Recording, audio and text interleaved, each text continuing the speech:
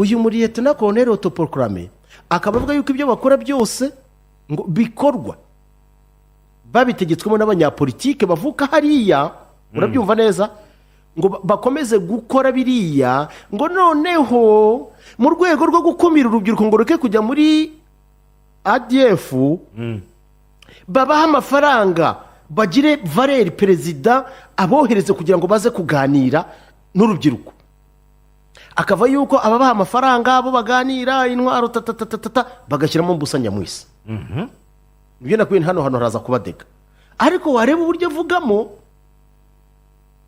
umuntu akibaza akavuga ariko se uyu muntu aba arimo kumubaza aho bamubariza nabyo ubwabyo umuntu akabishyira ubundi habanza ikintu cyatuca ibintu umuntu azakubwira ntuzabyemere ibyo nabyo bikaba ikindi kibazo ariko abangaba bo bagiye kurebana bavuga ko bavuye mu mabandi baje kwifatanya na bavuye muri Wazalendo ngaba bakiriwe n'ingabo n'abandi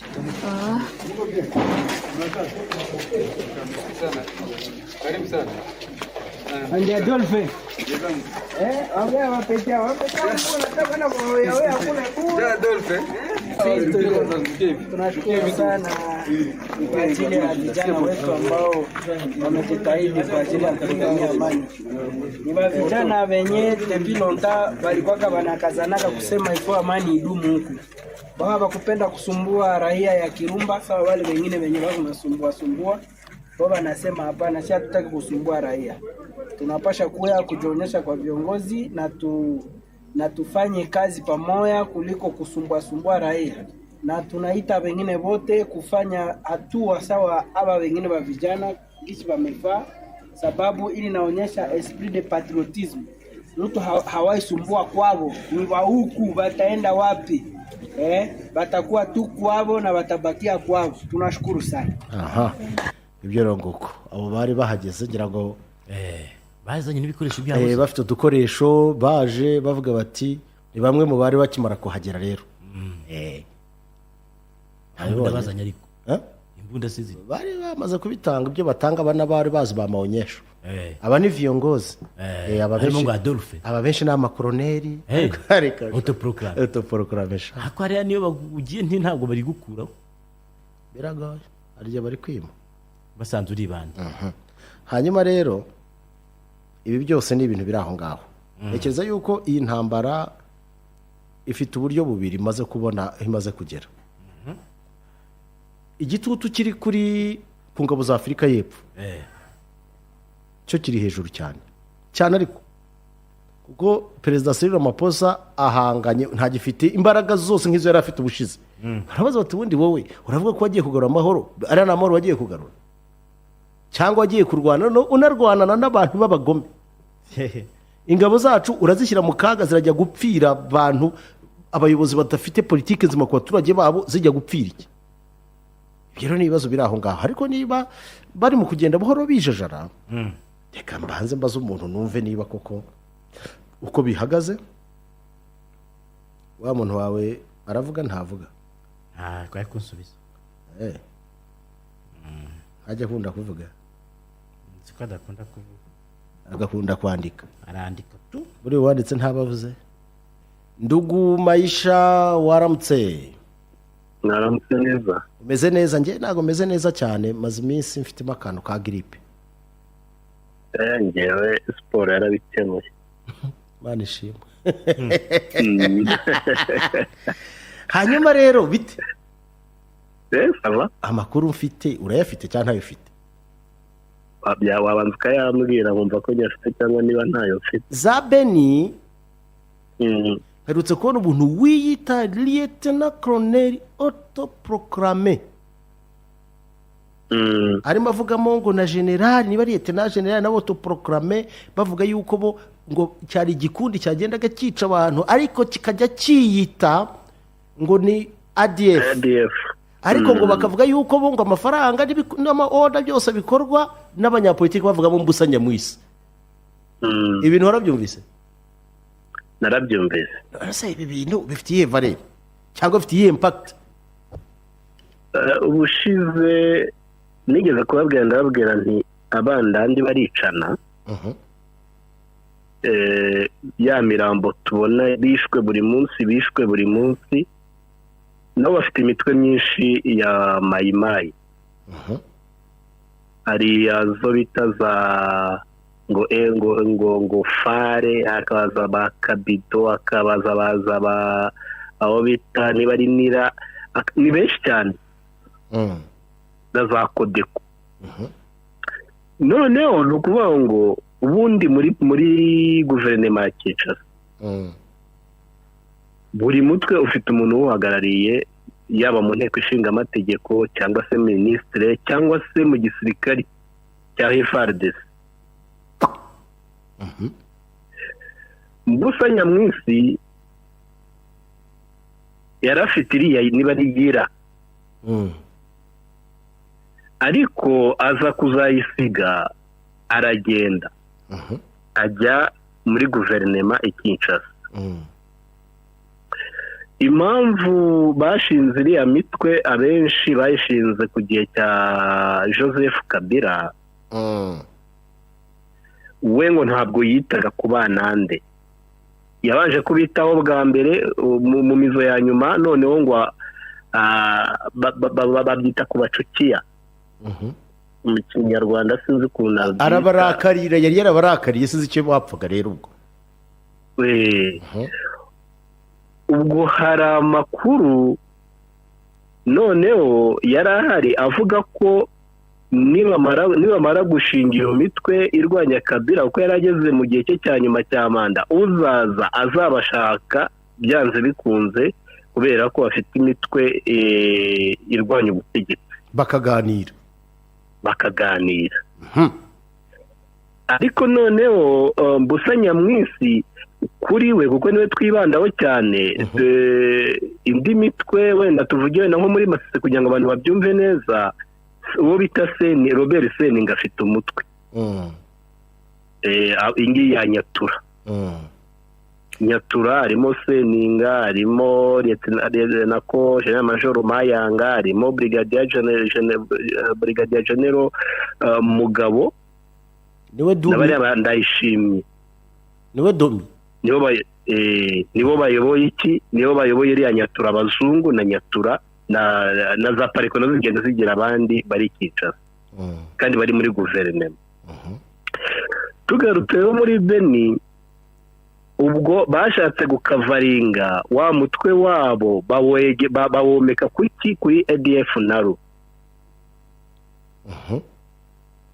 Urumva, bamaze kuwegeka kuri ADF naro, ariko gahunda bari bafite yari gahunda yo kugira ngo batamenye uwo mutwe, ahubwo bajya baganira na Mbusa Nyamwisi aho ari, kuko ubu ngubu yari amaze kugera ku rwego rwo kuba minisitire muri iyi manda ishize yo kwa Perezida Tshisekedi. Ubu ngubu yaragarutse nanone, ari mu nteko ishinga amategeko niba ntibeshye. Ubwo ibikorwa byose bakoraga bakabishyira kuri ADF naro. Nk'uko uriya muri Leta na Colonel Autoproclamé we yabivugaga, buriya bishyikirije FARDC Ibeni, we yavugaga ko niyo bazaga baje kwica abaturage bagenzi babo, bazaga baje kubica kubera ko banze kwinjira mu gisirikare cyabo. Ubushize ahangaha bashize nk'amezi 2 narabivuze, ndavuga ati ni abantu bo mu banande bari kwica bene wabo babaziza yuko abadashaka kujya mu gisirikare cya ADF cyangwa se muri iriya mitwe ya za Kodeko, ubundi umuryango baraza bakawurimbura. Nawe ejo bundi yarabyivugiye aravuga ati mu by'ukuri ikintu gituma twica abantu ni ikihe?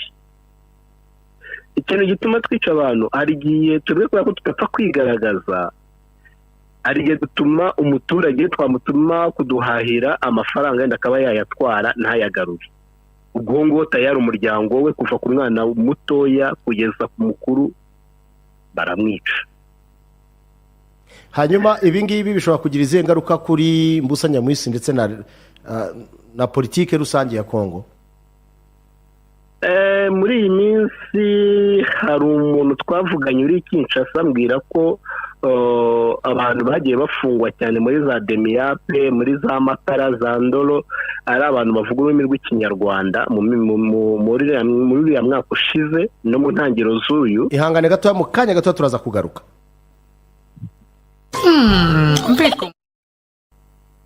noneho murabyibuka yuko mu minsi ishize nanone umuntu bita Thomas Lubanga bamwohereje muri biriya bice guhuza iriya mitwe biranga, bohereza Mbusa Nyamwisi n'ubundi nawe baramwohereje kandi nawe afitemo imitwe biranga, bohereza Jean Pierre Bemba akiri minisitiri w'ingabo biranga, bohereza Christian Chiwewe, General Christian Chiwewe, chef d'état-major general wa FRDC nabwo biranga. Urumva rero kuburiya mugabo w'umuriyete na koroneri kumena amabanga uvuga ngo wenda ngo wari cyo byamara Kinshasa, nabo barabizi yuko muri iriya mitwe hari benshi bayihagarariye mu nteko ishinga amategeko, kuko abari backup akavuga ati nibanyirukana Kinshasa nzigarukira nanone nongere nyobora umutwe wanjye, twizeye ko turi kurwanya guverinoma y'Kinshasa. N'ikimenyimenyi ikintu cyabigaragaje, wabonye yuko iyi mitwe cyane cyane yo muri Masisi, Rucuru, Karehe no muri Sud Kivu ahanini bayinjije mu gisirikare cya leta bayita Reserve Force mu buryo bwo kugera gute, mu buryo bwo kurwanya umutwe wa 23. Ubwo nta gitangaza kirimo kuvuga ngo wenda Mbusa Nyamwisi ngo hari icyo byamugiraho ingaruka, nge mbona bitewe n'icyo abashakaho. Kandi nanone M23 ikaba iri muri biriya byerekezo, kuko kugera Kirumba, Kayina ukajya aho bita Matembe werekeza Rubero na Butembo n'ubundi nicyo cyerekezo cyo kujya Beni.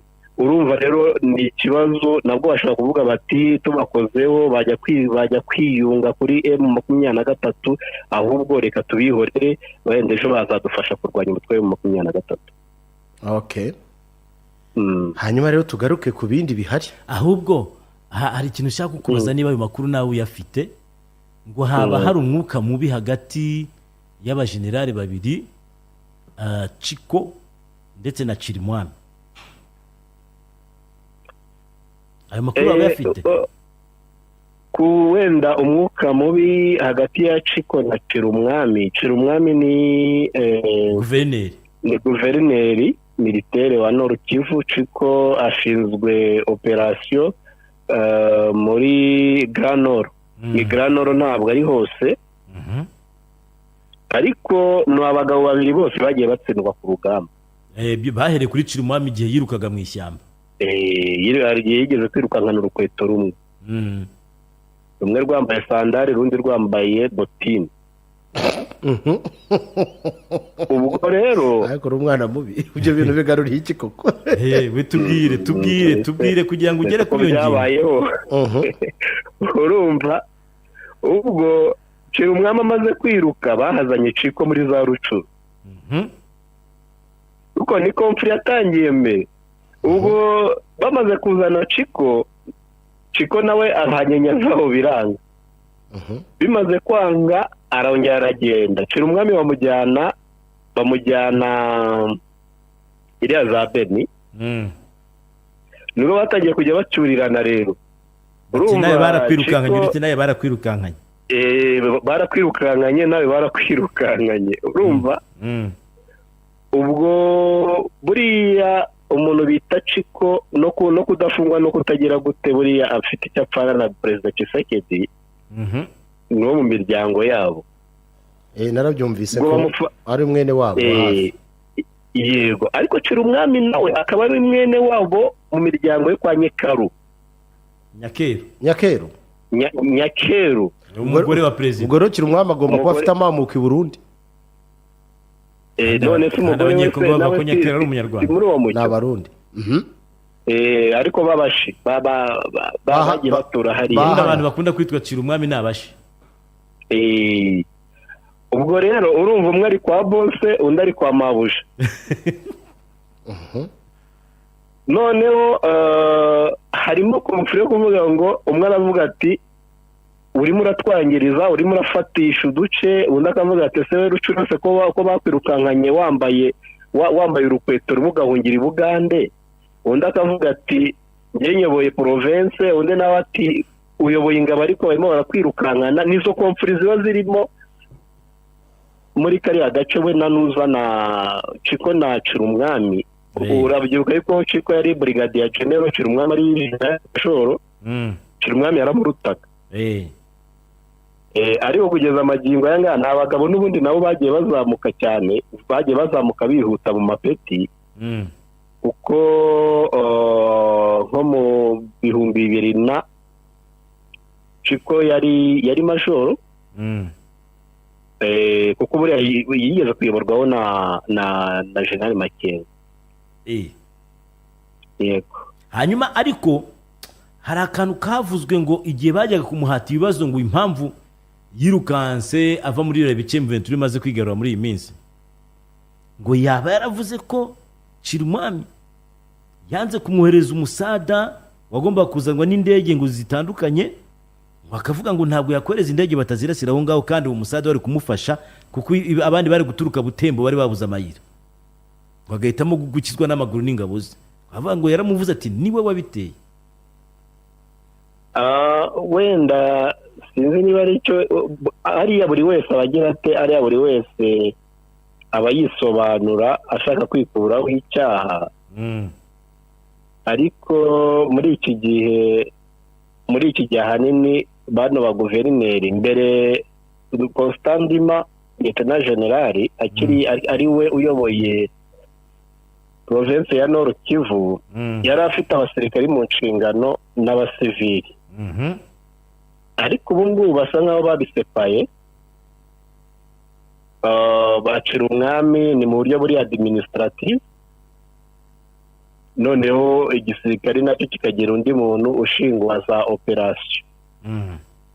Wenda amatiku ntiyabura gushinja runaka ibingibi, gushinja runaka ibingibi, ariko simamya neza yuko muri iki gihe hari uwajya kurega Cirumwami nka guverineri cyangwa se n'abandi bayoboranye nawe yuko ibikoresho n'iki byose. Gusa mu nama za gisirikare ajyamo, kuko ni umusirikari nubwo ayoboye province, ariko si ufata ibyemezo byo ku rugamba. Hanyuma muri Ituri, niba ari icyoba, niba ari ugukekakekana, uriya muri Lieutenant General uyobora Ituri Luboya Johnny Nkashama, nawe guhereje ari gutunga intoki ngo abanyapolitiki ngo biha kuvugana na M23 bakaba bari kwikuburira amayira ngo izazitambuka banishakira urubyiruko rw'abarwanyi. Ibi byo bihagaze bite? Ni ukuvuga ngo muri kariya gace ni ibice byerekeza iwabo wa Nanga, wa Corneille Nanga, uko avuka muri Hotuwere, kandi mpamya yuko Hotuwere ihana umupaka na Ituri. Muri biriya bice abantu benshi bari kumva AFC cyane kuruta leta. Ubwo uriya muri Lieutenant General kuvuga ngo abanyapolitike ngo barimo barashakira M23 amaboko, bishoboke kuba ari nabo bari gushaka, kubera iki? Kubera icyo kintu cyo kuba ari iwabo wa Corneille Nanga, kandi akaba ari we uhedinze cyangwa se uri ku ruhembe rwa AFCM 23. Ubwo rero nuvuga ngo muri turiya duce za Ituri, za Beni na za Hotuwere hari abantu benshi bari kuvayo baza muri AFC. Ngo urumva kuvuga kuriya gufite ishingiro no kugaragaza Kinshasa yuko we batazabimubaza, batazabazwa izo nshingano, impamvu abantu babacika bakajya hehe, bakajya muri AFC. Urumva rero kuba yabivuga zo gutyo nko kwikengera kuvuga ngo ejo batazabibazwa, ariko niba ajya kubibazwa nzavuge ko nabitangaje ku mugaragaro.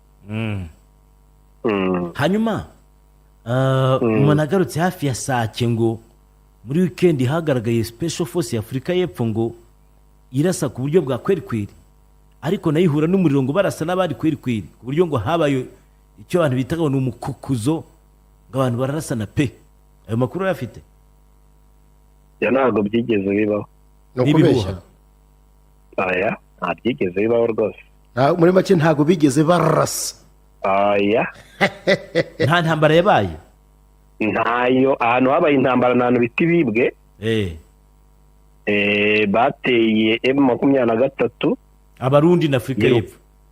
Oya ni FDLR Nyatura abazungu nta n'umu FARDC wari urimo. Bigenda bite sasa? Barateye bamaze gutera ejo mu gitondo barwana M23 irabirukankana ibarenza agace ndacibagiwe kitwa Gukira. No bwa mbere numvise wibagirwa agace kaho. Agace ndacibagiwe Ibibwe. Ni agace kitwa Gukira. Nta kibazo tukarenge. Reka tukavuge Mukingwa.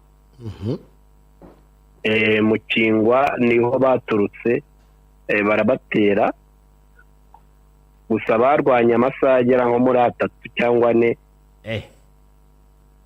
Abari batero ni FDLR n'abari abazalendo bo kwitwa General autoproclamé Jean Marie Vianney ni uyoboye Nyatura y'abazungu.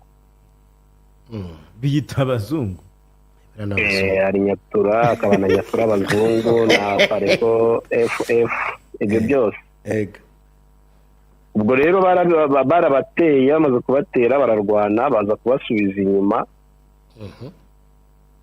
M23 ifata n'aka gace ka Mukingwa ikambura abazungu irakabambura isenya n'ibirindiro byabo. Ni intambara iyo ngiyo yabaye ejo ku cyumweru naho kwa gatandatu nta ntambara yigeze yaba rwose. None se ko keretse wenda iyo bavuga muri Kirumba Kirumba ari aba mayimayi biripotinga abazalendo. Ariko hari n'abari bi-infilitiye muri Kirumba mwabonye amafoto mwabonye imirambo babiri bahise basiga ubuzima n'imbunda zabo barazifata bari bamaze kwinjira mu baturage. Numva ari ibyo ngibyo byabaye muri iyi weekend. Hanyuma aka gahenge k'iminsi yongerewe 15 karahari ntigahari karubahirizwa ntikubahirizwa. Kubahirizwa biragoye kuko murabyibuka igihe kigeze kugera mu mwaka muri 2023 hari harabaye icyo bita ceasefire biza kugera igihe leta itangira gukoresha abazalendo bakajya bagenda bakarwana na M23 bivanzemo na FARDC. Yigeze no gutangaza ko ari indege ya Sukhoi ngo abazalendo bibye yirwaga irasa. Ubwo se abazalendo biba indege? Nanjye icyo gihe byaribajijwe gusa FARDC yaje kwerura yerura kuri mu mirwano ariko yabanje kubyitirira abazalendo. Bayibaza ate si indege ya Sukhoi yirirwa irasa na abazalendo baravuga ngo barayibye da.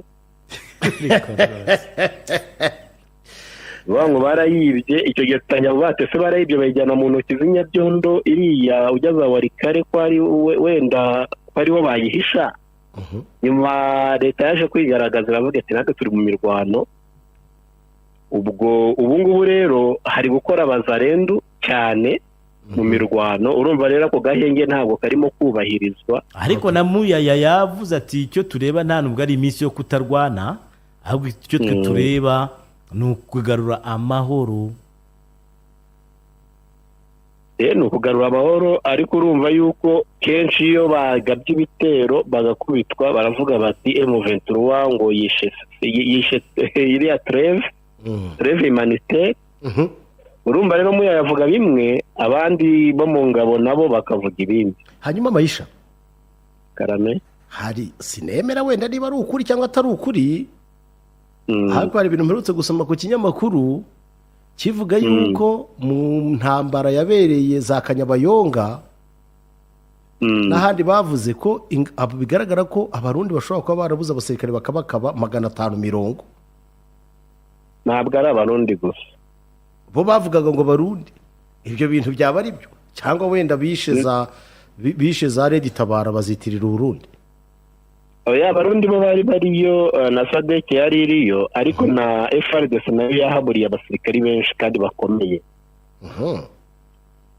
kuko abarundi bo barapfuye ariko sinamenya umubare wabo ngo bagera muri 500 abaye bavuga muri 500 bari 40 n'abangahe ariko gupfa aho barapfuye. Ahubwo ejo hasohotse urutonde UDPS yagize gutya imena ibanga ku bintu tutari tuzi, bimwe by'abadepite se ikata. reka nako mbaze ngaceho wabonye ese igihe menya barashwanye muri DPS aravuga ati nta n'umudepite wigeze utorwa ninjye wikoreye liste. Igihe cyo gushwana mu ishaka byabayeho ako gashya barakamenye mutabaruka ko nta abantu baravuga noneho ngo muyarimo aravuga ngo amatora yabaye ku mugaragara ya kritika ngo aya ngaya se urutonde rwakozwe na SG w'ishyaka. Urumva ejo nibwo basohoye urutonde rw'abantu baguye muri ya mirwano kuva za Rwindi kugera iriya za Kirumba. Nibwo basohoye urutonde ngo ejo barabibutse babunamiye nk'intwari n'amazina yabo se bayibuka. Harimo brigadier general witwa Fantome, ntabwo ari autoproclame, ni uwa FARDC, General de Brigade Fantome. Yego, niryo zina ryese cyangwa ni izina ry'igisirikare nyine ku rugamba? Ariya Fantome ni nk'umuzimu, baringa ni nk'abaringa.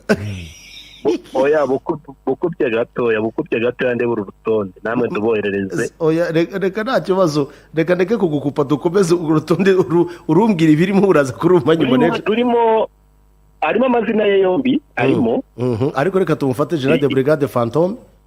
Iryo nafashe ni Fantome. Harimo abakoronele bagera muri 4. Harimo abamajoro n'abariyetena koroneli n'umukapiteni umwe. Abo bibutswe nk'intwari. Bibukirwa heza ni ishyaka riri ku butegetsi niryo ryabibutse, bakora erere noneho barabisohora, eta majoro general itarigeze ibisohora. Si ibintu sakaduruvayo buri wese nyine atangaza akaduruvayo ko muri Kongo nta gihe kazashira.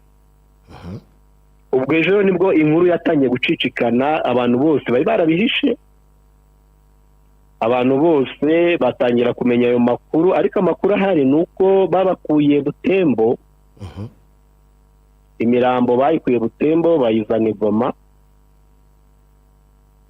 noneho ejo bundi mu minsi ishize bayikura i Goma bayijyana i Kinshasa kugira ngo bajye kubibuka nk'intwari, kugira ngo bajye kwibuka no kubashyingura mu cyubahiro. Yego, urumva rero Kanyabayonga haguye abasirikari benshi, hari abasirikari ba Sadeke yanze kwegera hino yigera za Kirumbi, aravuga ati tuzakomeza kubakuriza imbunda zikomeye. Ariko nabyo bikomeje gutera rwaserera muri Afurika y'Epfo ko nyangwa amakuru yagiye agaragara, kuko baravuga bati nta mpamvu y'uko abasirikari bacu bakomeza kwegera urupfu bene aka kageni. Bati nta bikoresho ntaki babayeho nabi, ariko bishobora kuba mu byababaje ngira ngo uriya muntu muri Afurika y'Epfo bigaragara ko ari umwe mu bazungu baho uri mu ishyaka ubu ngubu naryo rifite ijambo rikomeye ya DEA. Amakuru mfite nuko hari umumajoro ngo ushobora kuba yaraguye ku rugamba bafitanye isano ya hafi, ngo byamubabaje ndetse biranamushegesha. Hari ifoto twigeze kubona mu minsi ishize isurikira majoro iyo muzungu bavuga yuko ari umumajoro wo muri South Africa baguye ku rugamba, nubwo wenda hamwe tutabyemeye tutanahamya ko iyo foto ariyo, wenda byaba bifitanye isano n'ibyo ngibyo kuvuga. Ariko uko biri kose ntabwo byoroshye, kuko ngira ngo Cyril Ramaphosa nawe ari kuri pressure ikomeye, kuko ntasobanura exactement mission y'izo ngabo. Aravuga ati se niba ari Sadeke ko abandi ba Sadeke tutababona, ko amafaranga ntirimo, ntitubona Zambia, Zimbabwe ntirimo, ntitubona Zimbabwe, ntitubona Namibia, ntitubona Mozambique, ntitubona Angola, kandi ibyo bihugu bifitanye by'umupaka na Kongo. Wowe izo mpugu zikura he zingana gutyo?